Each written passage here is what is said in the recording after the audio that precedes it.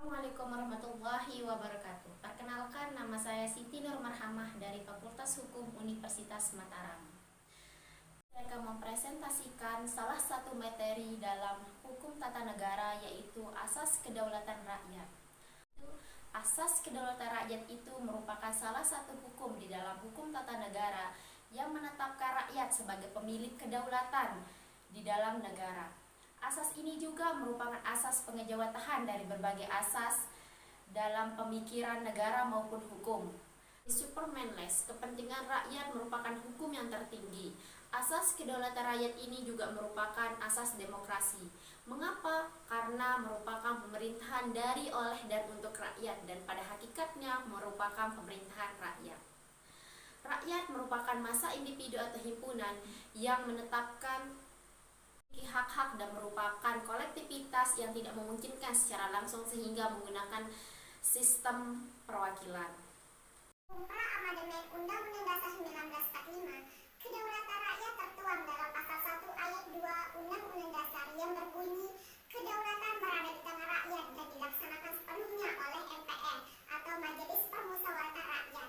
Di dalamnya terdapat beberapa perubahan yang sangat signifikan di dalam pasal 1 ayat 2 sebelum amandemen Tersebut membawa adanya supremasi MPR atau kekuasaan tertinggi dan membawa implikasi hukum yang menetapkan MPR sebagai lembaga tertinggi negara dan membawa beberapa yuridis di dalam tataran implementasinya, yaitu 1. Kedaulatan berpuncak kepada MPR.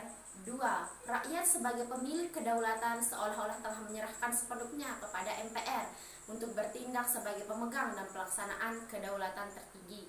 Ketiga, MPR sebagai penyelenggaraan negara tertinggi membagikan sebagian kekuasaannya kepada pemerintah daerah, lembaga tertinggi negara. Rumusan kedaulatan rakyat di dalam pasal 1 ayat 2 Undang-Undang Dasar 1945 sebelum amandemen tidak memberikan deskripsi yang realistis karena ternyata kekuasaan bukan lagi di MPR sepenuhnya, tetapi terbagi kepada pemerintahan daerah, lembaga tertinggi negara, dan sebagian masih di MPR. Hukum Undang-Undang Dasar 1945 pasca amandemen. Perubahan formulasi kedaulatan rakyat.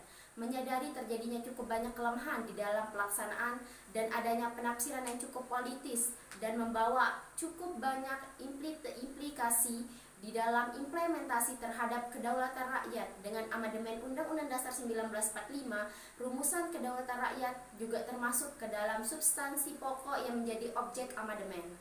Dalam pasal 1 ayat 2 Undang-Undang Dasar 1945, kedaulatan rakyat berada di tangan rakyat. Menurut Undang-Undang Dasar 1945, di dalam perubahan formulasi kedaulatan rakyat ini terdapat beberapa makna, yaitu 1. Perubahan supremasi MPR menjadi supremasi konstitusi. 2. Lebih mencerminkan dengan keadaan yang sebenarnya tentang pemerintahan kedaulatan tertinggi. Yang kedua, lebih mencerminkan keadaan sebenarnya tentang pemerintahan kekuasaan tertinggi.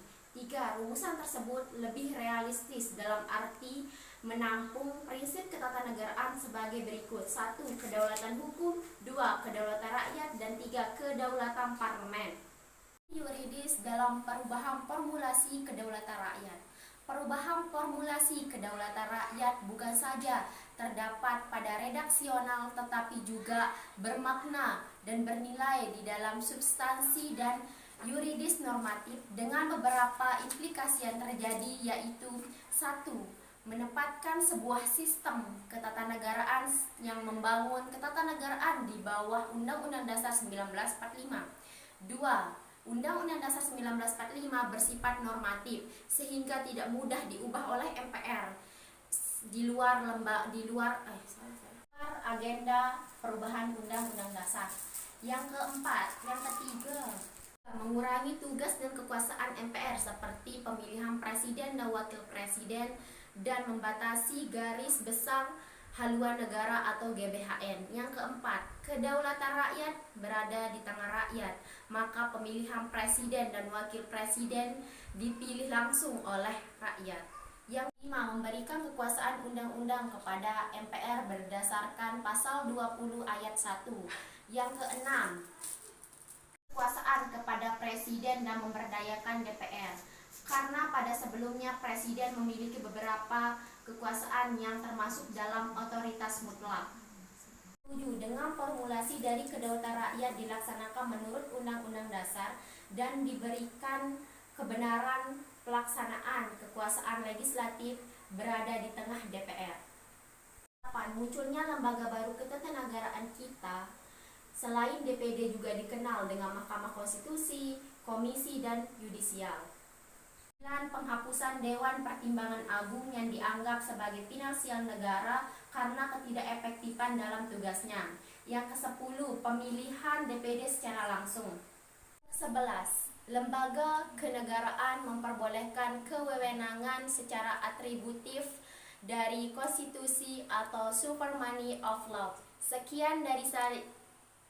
Terima kasih.